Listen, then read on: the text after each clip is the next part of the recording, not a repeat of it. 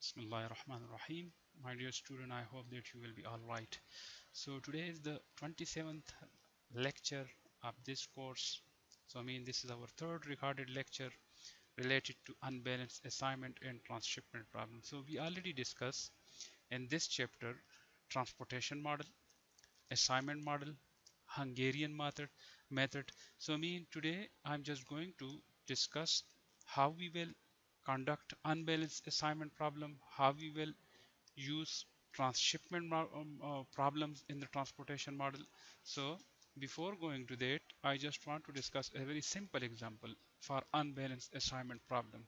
So we already use linear programming for the assignment model, and we also use Hungarian method. But in Hungarian method, in my previous lecture, I have already discussed that it will be a symmetric formation. Symmetric formation means the number of rows and the number of column will be same.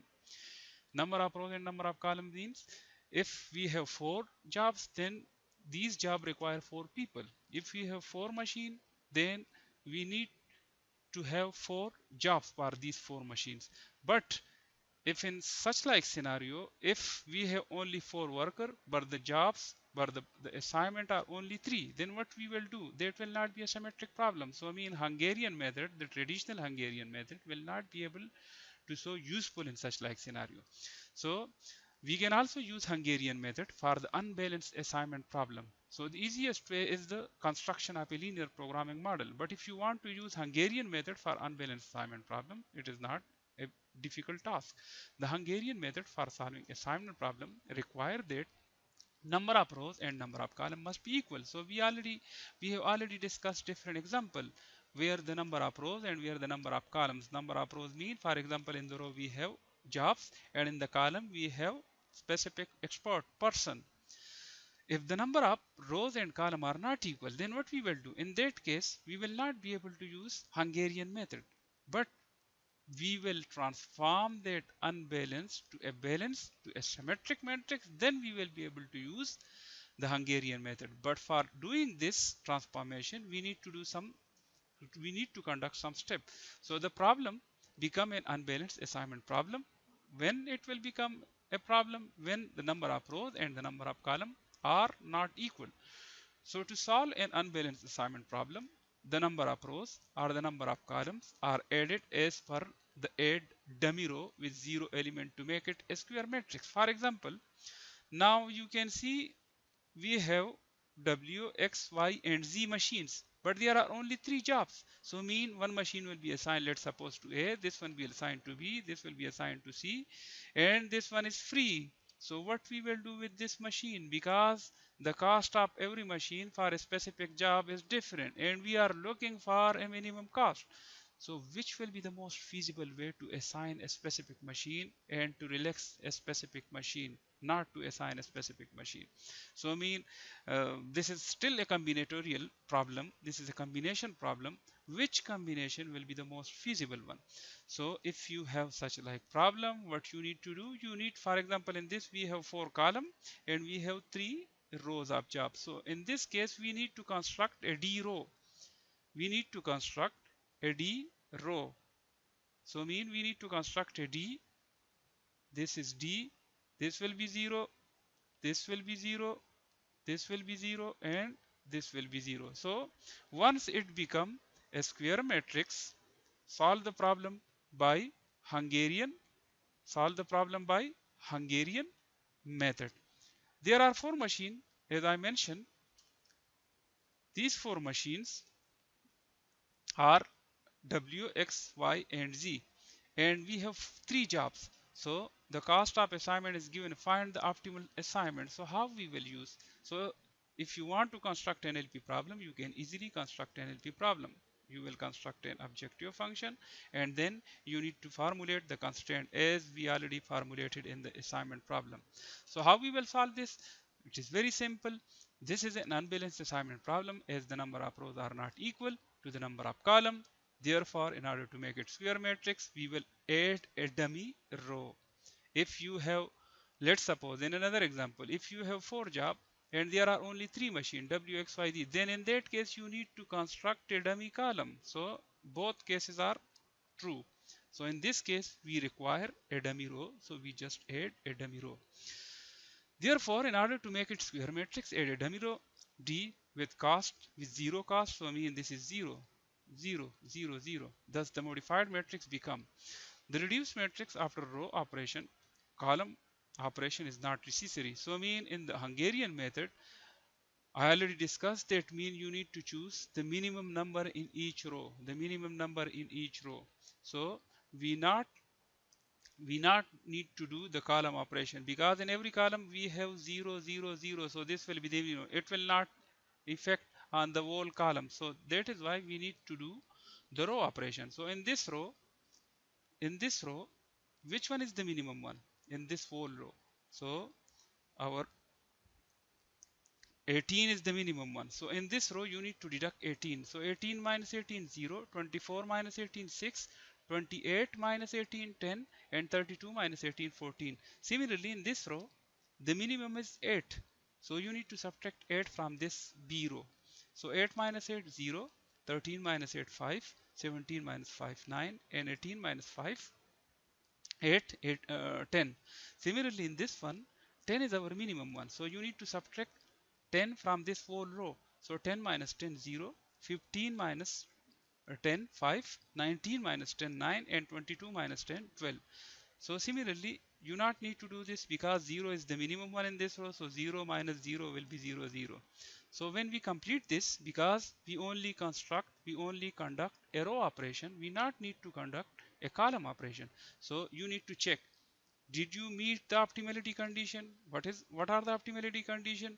Where there are how many jobs and columns or how many rows you have. So we have 4 by 4. So if you construct 4 lines, how you will construct a line when there are two adjacent zeros? So in this case, we have two adjacent zero, we construct a line. We have two adjacent zero, we constructed a line, but there is no other adjacent zero. So we will not be able to construct a line. So therefore, we not meet the optimality condition. We have 4 by 4 job, we have 4 machine and 4 job, but we only construct 2 lines, so it's not fulfill the optimality condition. So I already mentioned in the Hungarian method, if you not meet the optimality condition, then you need to find out the minimum value of uncovered number.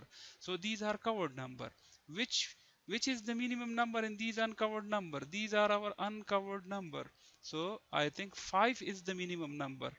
So what you need to do, you need to subtract 5 from the uncovered number and you need to add where two lines intersect one another. So mean we need to subtract 6 minus 5, 1, 10 minus 5, 5, 14 minus 5, 9, 5 minus 5, 0, 9 minus 5, 4, 10 minus 5, 5, 5 minus 5, 0, 9 minus 5, 4, and 12 minus 5, 7. And what you need to do, you need to add 5 because 5 is the minimum uncovered number. So you need to add 5 with the point where two lines intersect one another. So we just add this 5. Okay. Then we need to again, we need to construct lines. We need to sketch line. So 1, this is 2, and this is 3 because there are still two zeros. So we construct this minimum number of lines to connect all 0 is 2 in this case, which is not fulfill the criteria. Now select the smallest element which is not covered by the line and subtract it from other elements which are not covered by the line and add it at the intersection of two lines. So mean still we not meet the optimality condition. Minimum number of line in this case 2. Before we have 2, now we have 3 lines. We need 4 lines. So it is less than the order of the matrix because our matrix is 4 by 4. Therefore, we repeat this. So now you have these uncovered numbers. So which number is the minimum one? 4 is the minimum one. So 5 minus 4, 1, 9 minus 4, 5, 4 minus 4, 0, 4 minus 4, 0, 5 minus 4, 1, and 7 minus 4, 2. Sorry, this is 3. So this is a mistake. 7 minus 4 is 3. Okay. So now you need to check. You need to construct a line. Is there are two adjacent 0? Yes, we have this. Okay. So this, you need to construct a line. There are two zeros. You need to construct this line. there are two zero, you need to construct a line, and there are two zeros, you need to construct a line. So we meet the optimality condition. So now what you need to do now? Now you need to assign the jobs. Now you need to have a look a row where there is only one zero. So mean in the first row there is only one zero. So you need to assign job 1 to machine W. Okay. And what is the cost of job 1 to machine W? 18. So we just write this 18. Okay. In this column, if you have a look in this column, there is only one zero and this one. And you need to assign this D to Z. Okay. But one thing, because D is a dummy activity, if you assign it or if you not assign it, this machine will be doing nothing because the cost of this is zero. Okay, so doesn't matter. Okay, in this one, in this line, now B and C, because we already assigned D to Z and we already assigned A to W. Now B and C are two jobs which is remaining and two machines are still remaining.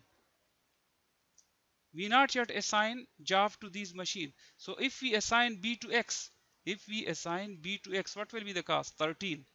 Okay, if we assign C to Y, what will be the cost? C to Y. If we assign to X this, if we assign to X, the cost will be 24. And if we assign C to Y, sorry, this will be the cost. This will be the cost. And if we assign this to this, then the cost will be 19. So 13 plus 19, it will be 32. Okay, if we assign B to Y, in this case it will be B to Y will be 17, and if we assign C to X, in this case it will be 15, and in both cases it will be 32. So now you can assign B to Y or B to X or C to Y or C to X. So the total cost will be 50. So this is just a simple example how you will deal with the unbalanced assignment problem. Okay. Now I am just going to start the transshipment problem, transshipment model, because we already studied transportation model. In transportation, we use the concept of two-party logistic. Two-party logistic mean we have source and we have demand. So there is no, there were no middle nodes. There is no transshipment point. Basically, these nodes are called transshipment point. So normally, the factory have warehouses where they produce, then what they do, they ship the product to the warehouse and then they fulfill the delivery from those warehouses. So in a transportation problem, if the item being transported must go through an intermediate point, so these intermediate point, you can consider it as a warehouse. These are called transshipment point before reaching a final destination. So these problems are called transshipment problem. This is not a transportation, because in transportation direct producer directly transports stuff to the end customer, the end user. But in this case, we have transshipment point. We have some warehouses. So for example, a company might be manufacturing a product at several factories to be shipped to a set of regional distribution center. From these centers, the item are shipped to retail outlet that are the final destination. So below figure provides a network representation of a transshipment problem. In this example, there are two sources, two transshipment point, and three final destination. So I mean these are the transportation cost. We have two factories. We producing, let's suppose, we producing some specific stuff at two factories. This is Toronto. We have the factory located in Toronto, and the second one is the Detroit. Node 1 represent Toronto, node 2 represent Detroit. In this factory, our capacity is 800, and at this factory, our capacity is 700.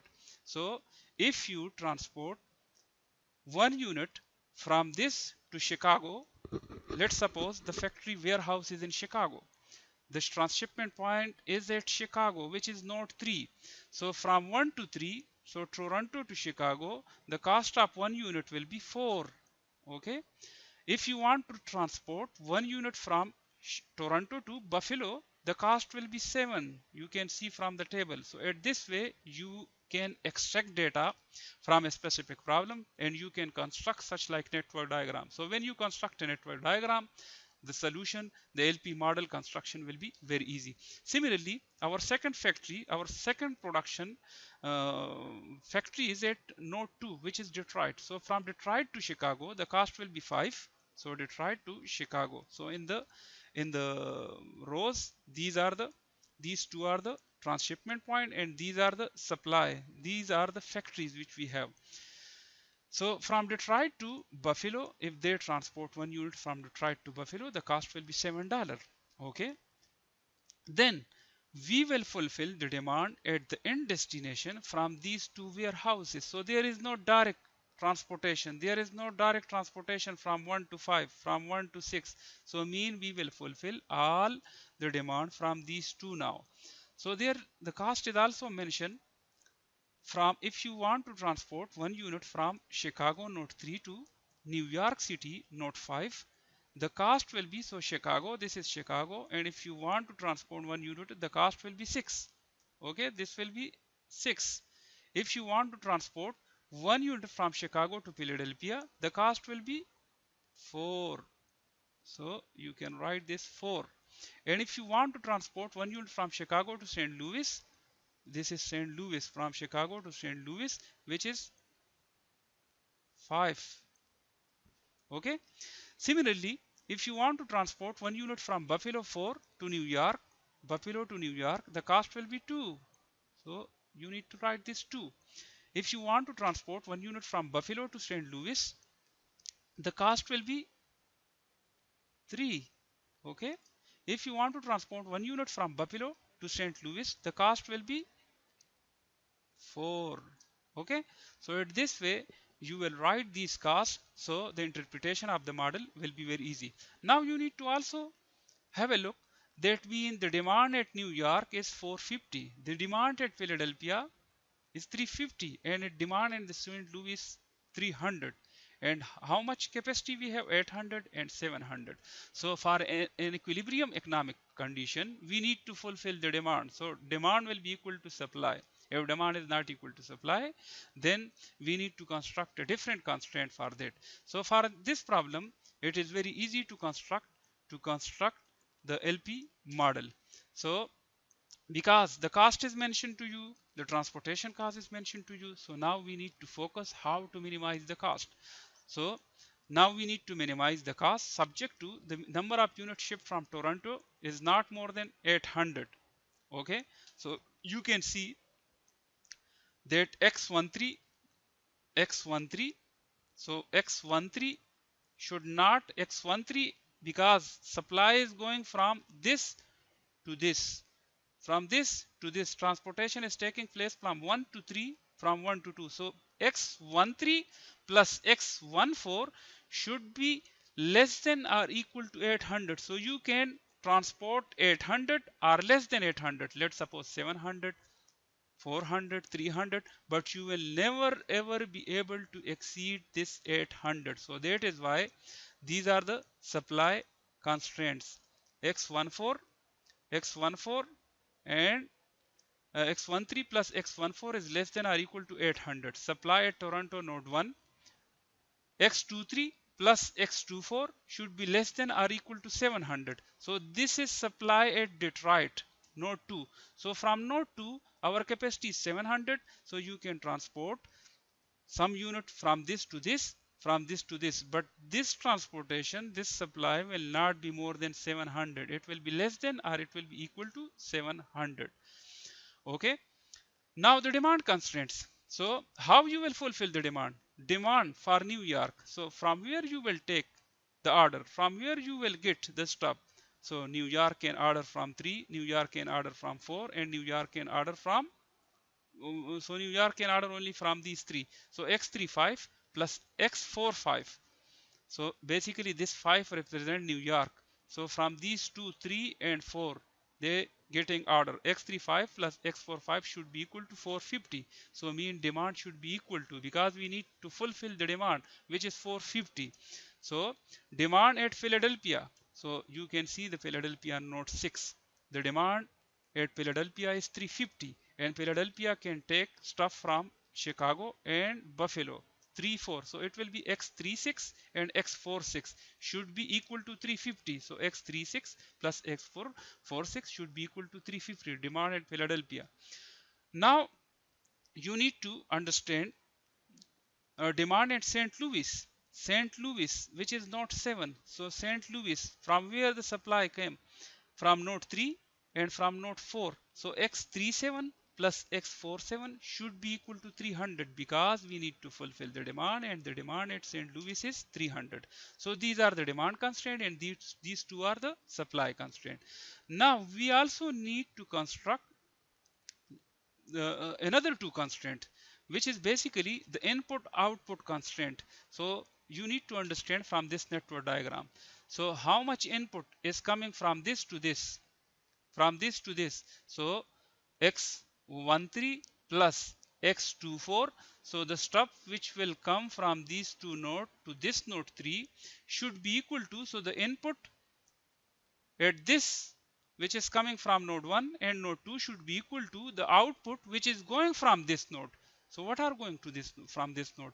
3 to 5, supply is going from 3 to 5, supply is going 3 to 6, supply is going to 3 to 7. So that is why x13 plus x23 should be equal to, so these are the input constraint and these are the output constraint. Similarly, input coming from these two sources to Buffalo. So input, from where the input coming? Supply is coming from x14 plus x24.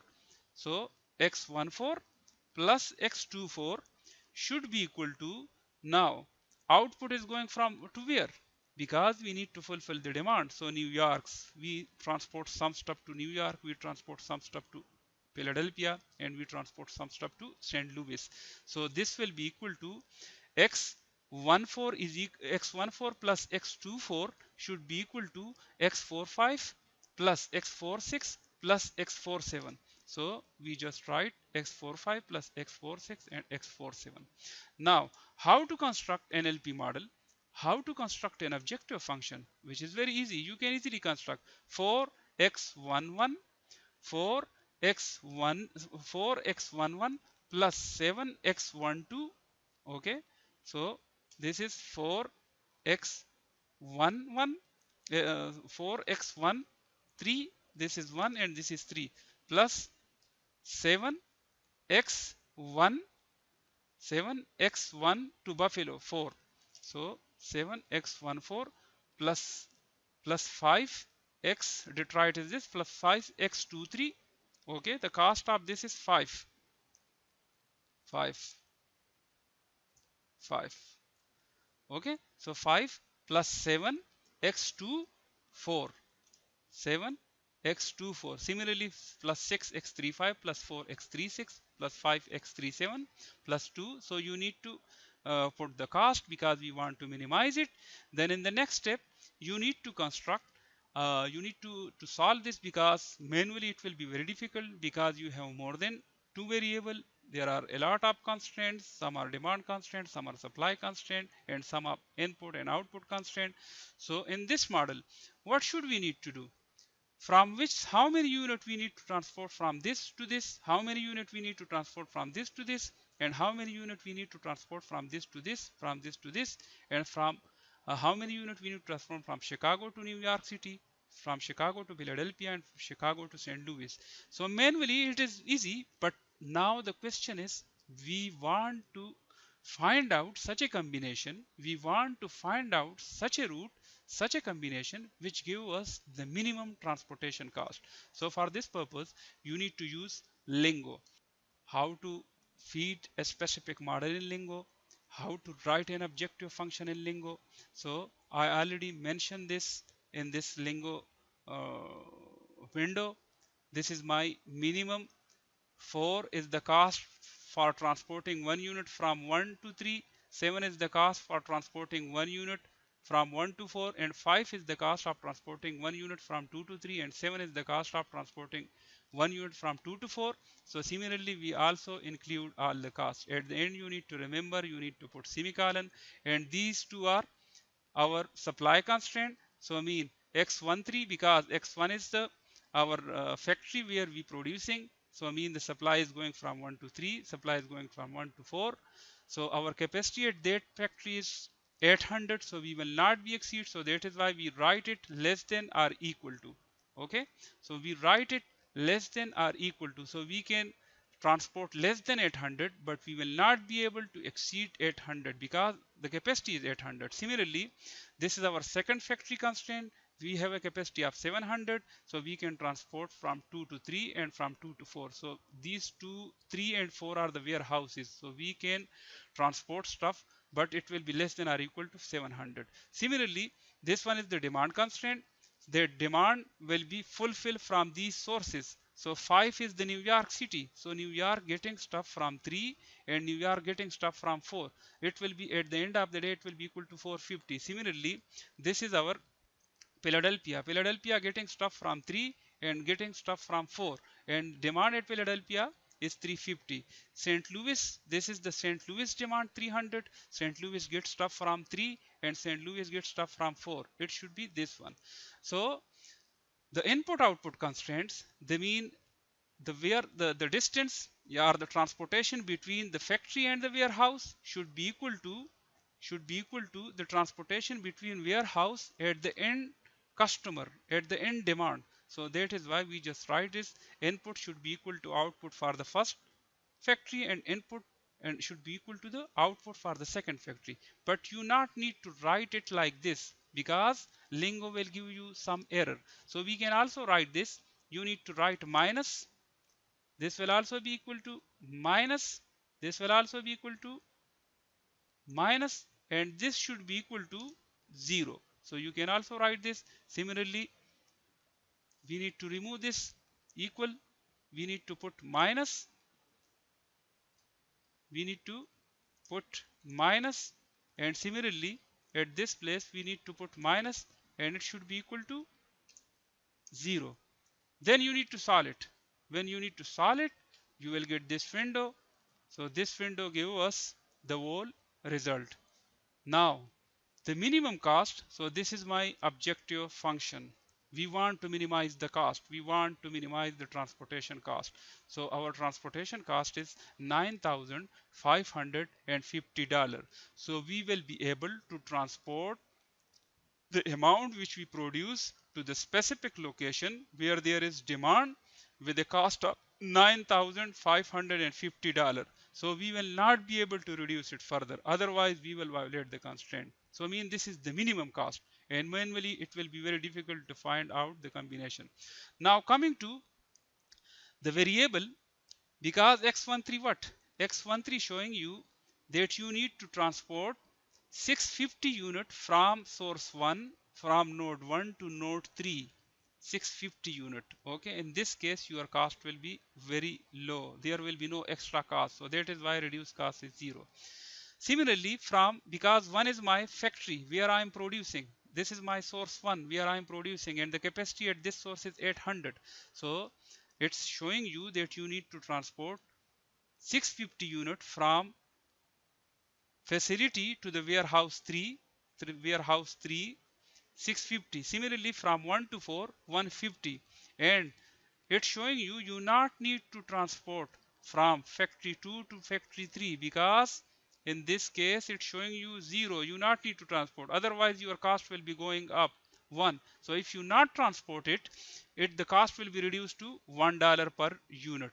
Similarly, from source 2, x2 to 4, because 2 is our second factory and 4 is our second warehouse, so you need to transport 300 unit from 2 to 4, and in this case this is the most reliable one, this is the most feasible one. Similarly, from 3 to 5, the software mention us that you not need to transport, because in this case an extra cost will be incurred, which is 1. So if you not do it, if you not transport any single unit, it's mean you reduce your cost to $1. Similarly, they mentioning you that you need to transport from node 3 to node 6 350 unit. From 3 to 7 you need to transport 300 unit, and from 4 node 4 to 5 450 unit, and from 4 to 6 you not need to transport, and in this case you save $2 per unit, and from x4 to 7 you also not need to transport. Okay, so these questions, so I mean the total cost is 9,550 by shipping 650 units from Toronto to Chicago, 150 units from Toronto to Buffalo, 300 units from Detroit to Buffalo, 350 units from Chicago to Philadelphia, and 300 from Chicago to St. Louis, and 450 units from Buffalo to New York. Okay, so I'm hopeful that you understand it. I will also send you some assignment questions, so you will try to use Lingo, and you also need to try solve it manually. I will also send you some cases, some specific transshipment cases, so you need to solve it, you need to understand it, and if you still have some difficulty, then we will discuss very soon in the interactive session. The third problem is the minimal spanning tree problem. So the minimal spanning tree techniques involve connecting all the points of a network together while minimizing the distance between them. So normally where we will use, I will discuss a very simple example. It has been applied, for example, by telephone companies to connect a number of phones together while minimizing the total length of telephone cable. For example, the gas pipeline company, they want to connect every home with the gas pipeline with a minimum cost. So how is it possible that the cost will be minimum? So I mean they need to formulate such a way, such a spanning tree in which they use a very less pipe with a low cost. So at this way they will connect every home, and the cost will be definitely decreased for connecting all nodes with a minimum total distance. So now the decision which arc to choose to connect all nodes. So for example, if a specific village there are 100 homes, so from where they will take start? Which home will be connecting first? Which will be connecting at the end? Okay, objective is the objective, we want to minimize the distance. So in some cases in the pipeline they want to reduce the cost of pipes. So how they will reduce the cost? They will use less amount of pipe. Okay, so minimize the total distance of the arcs chosen. So there are some steps you need to understand it, which is very simple. I will also discuss a very simple example, so definitely you will understand. But there are some steps you need to understand. Nodes are not pre-specified as origin or destination. So I mean just like in a village example, 100 home, we not know from which one home we will start. So you can start from anyone. But the main objective to find out that combination which give us the minimum cost. So we do not formulate as an LP problem. Why? Because we not know the exact from where we will take start. Just like in the transportation transshipment model, we know that from factory, from facility we will start, we will transport to warehouse, then from warehouse we will transport to the end user. But in this case we not know from where we will take start. Instead there is a solution procedure. So these are the steps. Select any node in the network. So for example, if you have 100 home, you can choose any single home. Then you need to start connecting with the first home, with the second, with the third, with the fourth, and at the end will be the 100th one. Connect this node to the nearest node, but you need to remember that you need to connect the first home with the home which is nearest to that home. That minimize the total distance, considering all of the nodes that are now connected. Find and connect the nearest node that is not connected. If there is a tie for the nearest node, select one arbitrary. A tie suggests that maybe more than one optimal solution. So, for example, if you choose a specific home in the village example, there are two other homes, but the distance from the first home to the second and the distance from the first to the third is same. So you can choose anyone, you can choose it arbitrarily. So I mean you can choose anyone because the distance between the one and the other two is same. Repeat the third step until all nodes are connected. So this is just a simple example. So after solving this, you will be able to understand it. Let us consider the Lauderdale Construction Company, which is currently developing a luxurious housing project in Panama City Beach, Florida. Melvin Lauderdale, owner and president of Lauderdale Construction, must determine the least expensive way to provide water and power to each house. The network of house is shown in below figure. So just like I already mentioned the village example, now this is a housing society. They want to connect each home. So mean 1, 2, 3 in the blue, these are the homes. We want to connect with the pipes, let's suppose water pipe. So from here we will take start building a network of water pipe to supply water to 8 houses. So now in this example, you need to start from any node. So let's suppose I am starting from this one. Okay, I want to connect any node with this one. So we need to find out which one is the nearest one with 1. So this is 3. Let's suppose this is 3 feet. The distance between this is or 3 kilometer. The distance between 1 and 3 is 2 kilometer, and the distance between 1 and 4 is 5 kilometers. So which one is the nearest one? So definitely this one. Okay, so we already construct this line, the board line. We connect 1 with 3. Now you need to connect the nearest one. So yes, definitely from this 3 we already connect this. Which one is the nearest one? This is 3 kilometer, this is 5, this is 7, this is 3, this is 2. So the nearest one is 2. So we connect this 2. Okay, this is our second iteration. Now you already connect this. So from this you can see this is 6. This is not feasible. Okay, we already connect. So from this, because this is 6, there is only one entrance. This 6, which is very high distance. Okay, so from this you need to find out which one is the nearest one. 3, 5, 7, 3. So you can connect this or you can connect this. This is now the arbitrary. This is a tie situation. So you can choose this or you can choose this. So for example, I choose this.